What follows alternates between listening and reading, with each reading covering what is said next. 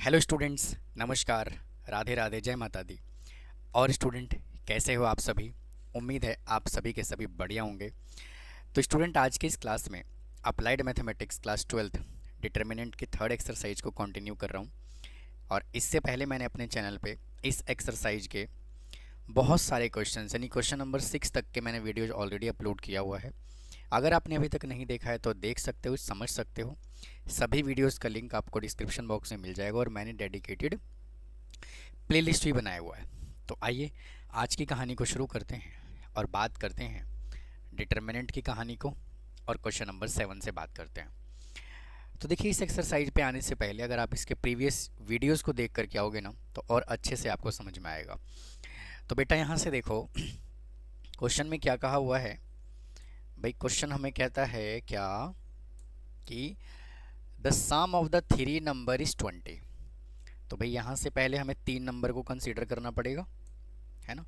Late first number B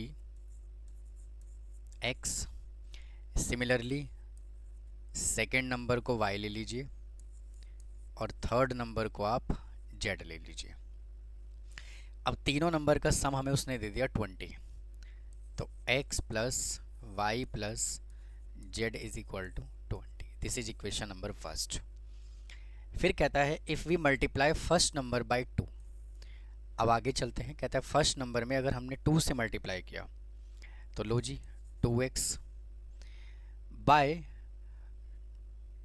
2 and add the second number. और अगर हम सेकेंड नंबर को ऐड कर दें, सेकेंड नंबर क्या है? y। Result to the result and subtract the third number. और अगर हम थर्ड नंबर को सब्ट्रैक्ट कर दें तो जो रिजल्ट आता है वो कितना आता है? 23 आता है। तो ये लीजिए जी, इक्वेशन नंबर हमने 2 बना दिया। फिर क्या कहता है? By second and the third 2। बेटा क्या बोला है? By second and third. अगर सेकेंड नंबर कितना है? y है, और थर्ड नंबर कितना है? z है। By second and third to 3 time the first number, 3 time the first number. तो हमें क्या मिलता है यहाँ से? 46 मिलता है, is equal to 46। Represent the our problem algebraically and use the Cramer rule, find the number from these equation. और हमें इन इक्वेशन से क्या करना है? नंबर को कैलकुलेट करना है। ठीक है जी। तो सबसे पहले यहाँ से क्या करोगे? 3 डिटर्मिनेंट बनाओगे। ठीक है, आइए तो डिटर्मिनेंट डी बनाओ। यहाँ से डिटर्मिनेंट डी जब आप लोग बनाओगे तो क्या होगा? एक्स वाई के कोफिशिएंट को हमें लेना है। तो 1 1 1 1 1 और 1, 2 वाई माइनस 1 यानी 2 1 और माइनस 1, और अगला है 3 1 1 3 1 1। यहाँ से एक डिटर्मिनेंट बन जाएगा। अब हम चलते हैं D1 पर। D1 पे क्या करोगे? जो फर्स्ट कॉलम है उसकी जगह पे 20 23 46 पुट करना है। 20 23 46 पुट करना है। और फिर बाकी दोनों column as it is 1 1 1 1 1 1 1 minus 1 और 1। सिमिलरली स्टूडेंट यहाँ से D2 बना लोगे आप लोग। ठीक है, तो क्या करोगे? First column as it is 1 2 3 as it is, 1 2 और 3 एज इट इज़, है ना। और सेकेंड कॉलम की जगह 20 23 46 20 23 46 और 1 माइनस 1 और 1 एज इट इज़, 1 माइनस 1 और 1 एज इट इज़। ठीक है जी। उसके बाद यहाँ से D3 बनाओगे। ठीक है, D3 बनाओगे तो क्या आएगा? फर्स्ट और second column as it is यानी 1 2 और 3 as it is, 1 1 1 as it is, और थर्ड कॉलम में क्या आएगा? 20 23 और 46। ठीक है जी, यहाँ तक।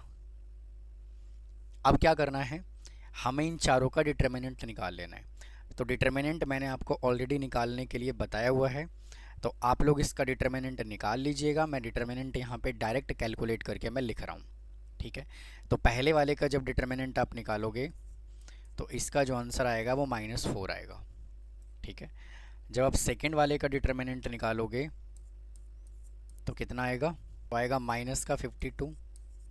थर्ड वाले का निकालोगे मतलब D2 जब निकालोगे तो आएगा -8। ठीक है, ये D1 है। और जब आप D3 का डिटर्मिनेंट निकालोगे तो यहाँ से आएगा -20। उम्मीद है आप डिटर्मिनेंट निकाल लोगे, बहुत सारे क्वेश्चंस मैंने ऐसे कराए हुए हैं। उसके बाद यहाँ से x निकालोगे तो x का फॉर्मूला क्या होता है, D1/D। तो -52/-4 इज इक्वल टू 13। फिर निकालोगे y का फॉर्मूला क्या होता है, D2/D। तो कितना है, -8/-4, तो आ जाएगा 2। और z is equal to -20/4 negative का, तो इसका आंसर आ जाएगा -5। तो ये तीनों क्या है स्टूडेंट इस क्वेश्चन का आंसर। तो आप इसको नोट कर लीजिए, ठीक है, स्क्रीनशॉट ले लीजिए। फिर चलता हूँ मैं अगले क्वेश्चन पर। आइए देखो, अब स्टूडेंट क्वेश्चन नंबर 8 से जो है ना थोड़ा सा पैटर्न चेंज हुआ है और हमें कंसिस्टेंसी और इनकंसिस्टेंसी बताना है। तो देखो कैसे सॉल्व करोगे। देखिए, कहता है which of the following equation are consistent. अगर ये कंसिस्टेंट है, इफ़ कंसिस्टेंट तो सॉल्व देम।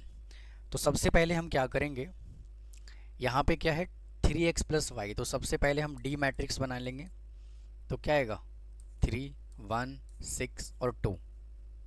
ठीक है, समझ गए।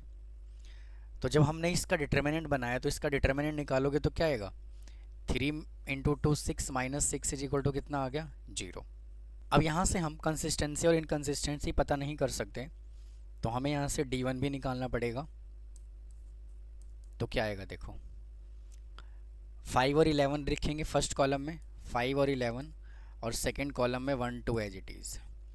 तो 5 2 × 10 -11 इज इक्वल टू कितना आ जाएगा -1। फिर जब आप D2 निकालोगे तो 3 और 6 एज इट इज़। ठीक है, और यहाँ पे आ जाएगा 5 और 11 एज इट इज़। तो जब आप इसको सॉल्व करोगे तो 33 - 30 इज इक्वल टू आ जाएगा 3।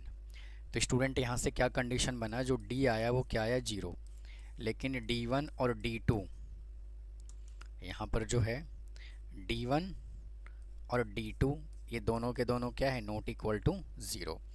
तो इस कंडीशन को हम क्या बोलते हैं, इनकंसिस्टेंट बोलते हैं,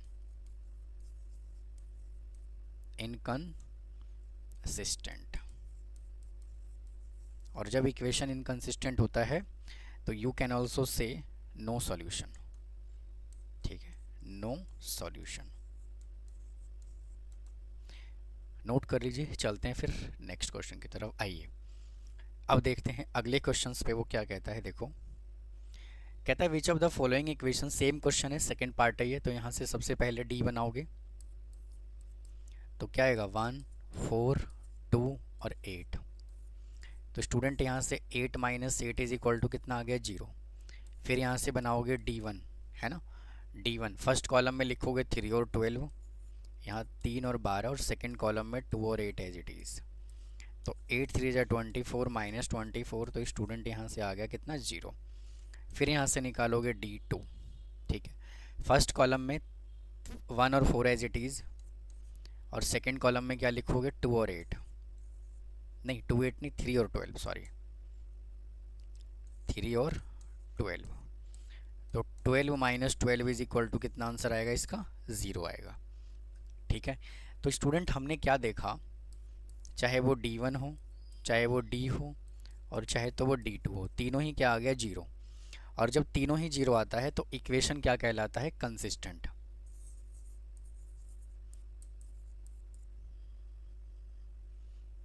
कंसिस्टेंट कहलाता है। और क्या होता है, infinitely many solution, infinitely many solution.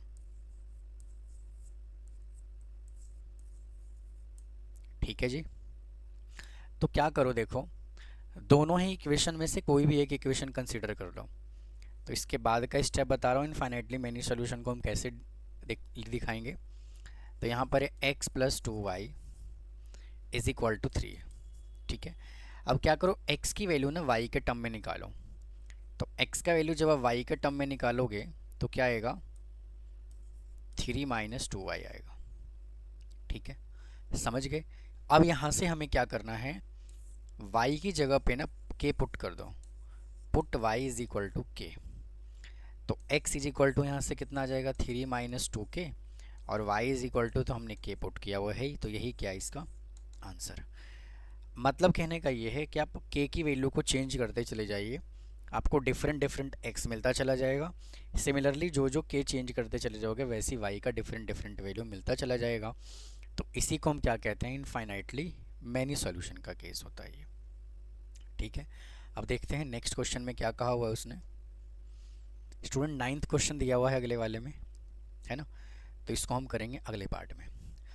तो स्टूडेंट इस वीडियो में मैं यही 2 क्वेश्चन रखता हूँ, बाकी के जो बचे हुए क्वेश्चंस हैं उसको मैं अगले पार्ट में लेके आता हूँ। तो मिलता हूँ फिर नेक्स्ट पार्ट में। थैंक यू, धन्यवाद।